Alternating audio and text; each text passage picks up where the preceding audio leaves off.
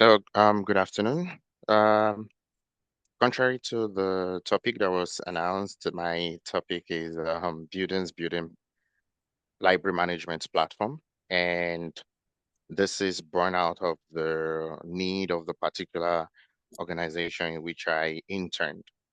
And so, first and foremost, my name is Olaoluwa Osundare, and my supervisors are Professor Alberto Pavan and the company tutor, who is Elisa Baki.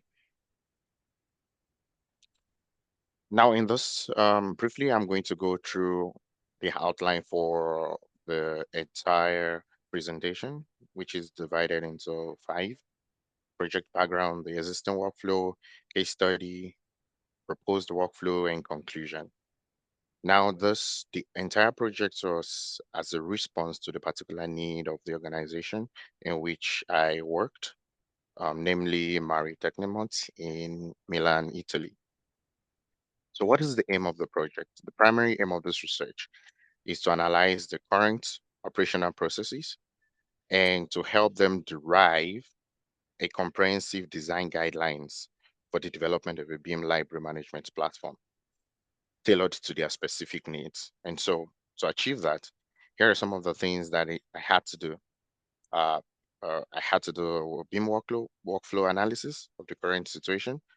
I had to do the BIM object storage and retrieval, case study analysis, and eventually the development of the platform guidelines. The research strategy that was made use of comprised of all the objectives of the study and inclusive of a user survey. Now, this also includes a document analysis, which is more or less like the um, making use of the documents and user manual and everything available in the current company to understand how they approach BIM objects, the storage, its retrieval, accessibility by every other person, and in turn, use it to develop management guidelines. So this essence of this platform guidelines is more or less like a set of instructions that can be put together to design a BIM library management platform for the company. And now to the overview of the company in question. So the particular department in which I was assigned is comprised of three major disciplines: architecture, M&P, and E&I, under which there are some sub-disciplines as shown on the slide above. And also to go to the hierarchy, we have that of the head of the buildings department, we have the materials and quantity department, then we have the sub-disciplines and BDL group. The BDL group is like the group that hosts the lead persons on each project, in which every other thing that has to do with the project becomes their responsibility. So they are like the overview on every project where the architecture, electrical, mechanical, and every other person belongs to. And so that is the structure of the organization. And next we have the BIM hierarchy. In this particular company, we have more or less like specialists and engineers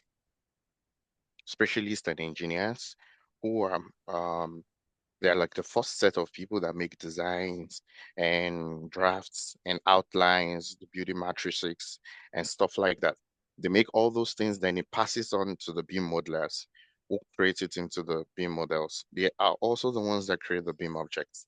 Then eventually, um, it's approved, verified, validated, and form of quality assurance by the BIM coordinator, who is like the uh, topmost level of BIM in the organization before it's passed on to the building design project leader, through whom it's submitted to the client.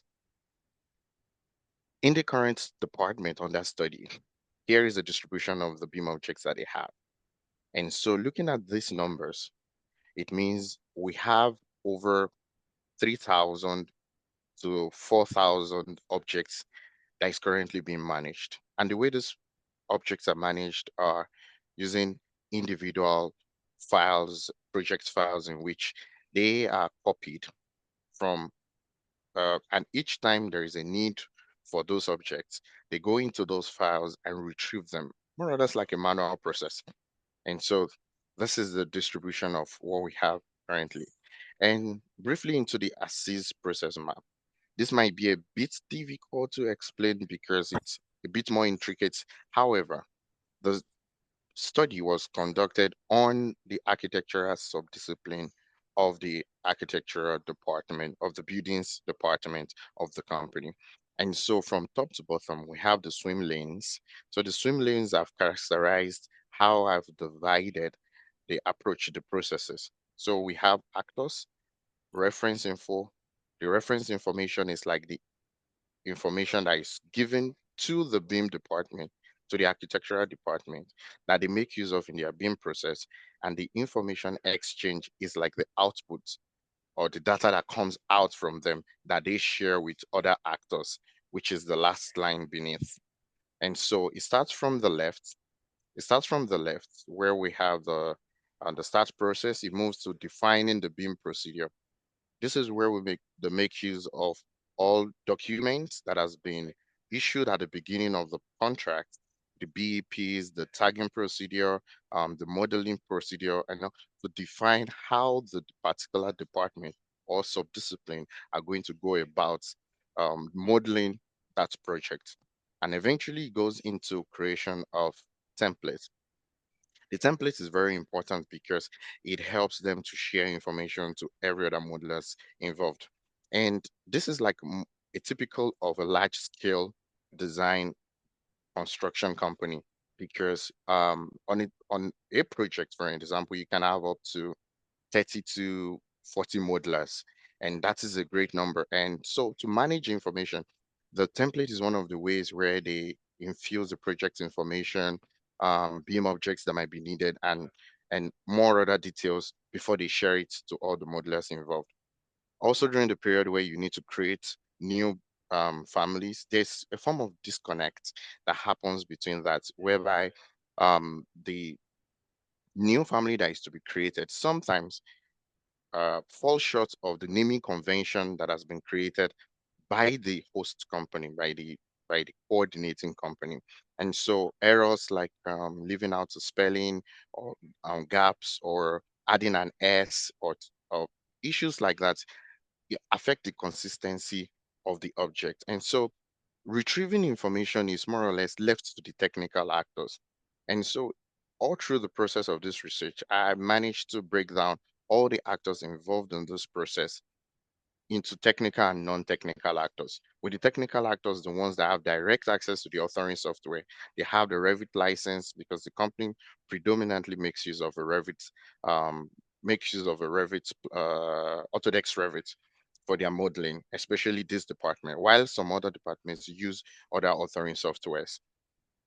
Now the break it down, they sent all those things to them to make use of, then they develop it and send it to the other people. Now the non-technical add every other persons that need the information, the metadata that is contained in this BIM objects, but do not have access to the Revit license or have access to the authoring software. And so this is how it has been. So put in mind as the research goes on. So next thing we'll go into is the beam object search and retrieval. So as I explained earlier, number one, you see the search list, they go into an Excel database that contains all the items and all the objects that they have in entirety.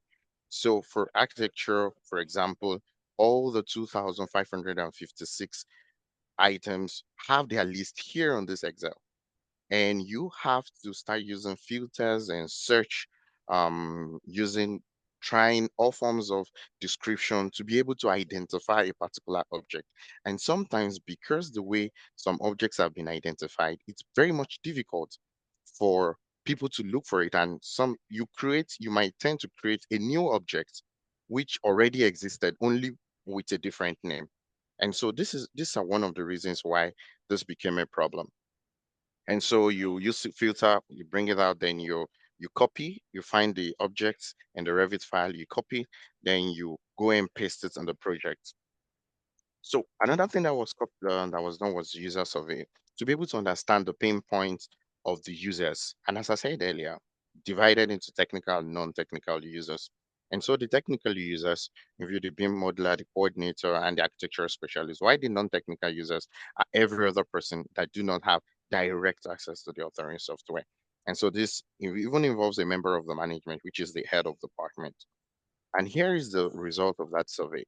It's discovered that a lot of times um, there's navigation difficulties, uh, beam object accessibility difficulties by non-technical actors, which is shown in these three graphs above. And if you look at it, the three has been divided into different sectors and which the users have been assessed: user interface and core functionalities, the current BIM object repository needs, why people go to the make use of the BIM object repository. Then the last one is the retrieval, collaboration, and support, which the non-technical actors have recorded that they have frequency of difficulties in doing. And next was the SWOT analysis that was carried on the existing process, which one of the strengths is there's a structured workflow in which everybody already knows what to do. However, also poses a problem because any uh, new concept that needs to be developed has to cause as little disruption as possible to the structured workflow, which is something the management took really important. And so next are the current BIM libraries like BIM Object to understand what the user interface and the core functionalities and the collaboration and interaction features that are contained in these BIM libraries. The reason making for carrying out these case studies is to understand how BIM libraries currently operate, and so that you can bring out elements from these things to make do of the new guidelines that is being proposed to the company. And the next one is Magic Card, which is a bit different. And these were also analyzed. Then the Revicity. Revicity was analyzed because it's one of the ones that have been around the longest, and it's forum based, it's community driven, and collaboration. And one of those things and interaction is very, very popular on the platform. And the next is the famous MBS BIM library, which was also assessed, and the categorization, the organization of the website, and as well was also considered. And so finally into the conceptualization. Uh, the new concept is the technical actors stay in between the Revit plugin and a web-based BIM library platform. And so they use the Revit plugin to manage the BIM objects database, while the non-technical actors, through the web-based BIM library platform, access all the BIM objects needed for the particular project. And as number one says, categorize efficient access to BIM objects. That is, it's categorized by discipline, project, component systems, location, and there is a web-based real-time view. Some of these features are already popular in some plugins that have been developed by other platforms like the Roots and the likes. And to be process map, which involves now inserting the web-based platform and the Revit plugin swim lanes into the earlier shown process map to see that information that is coming into the department can be deployed from the Revit plugin by technical actors and by the web-based by the non-technical actors. And so for every review that is made through the technical actors, there is a synchronization that goes directly to the being placed web-based platform accessed by the non-technical actors. And so this is like the introduction. At every stage of review, if issue for design, issue for construction, and all the other stages, the synchronization of the updated library is made available, and selected libraries at on each project is made available for non-technical actors, thereby decentralizing the information shared. Here are some of the to-be features that are expected that are possible with the Revit plugin and the web-based library to complement the new concept that is being introduced. And finally, here are the development guidelines. The metrics for the development guidelines have been divided into six, which are the backend functionality, the user interface, collaboration and interaction, administration panel, integration with external tools, then of course the user authentication and access protocol. Looking at the size of the company, the user authentication and access protocol is one of the most important part. to ensure credibility and the integrity of the system network. And finally, the breakdown of all the guidelines according to their respective headlines. And so this is to serve like a supplement to a technical document for the creation of a BIM library management platform. And so the further recommendation we include that conclusion and recommendation will include that access to BIM object and its data can be decentralized. It doesn't have to only be accessed by the technical operators alone. And also, it can be integrated to delineate and optimize workflow, improving overall user accessibility, whereby the non-technical does not have to directly depend on the technical actors to be able to access information of BIM objects. And also, finally, um, there's a set of guidelines that the establishment and administration of a dedicated BIM library management platform can address several um, options, several features like user interface, backend, collaboration, access control administration, and integration. And so this completes the project. Thank you very much.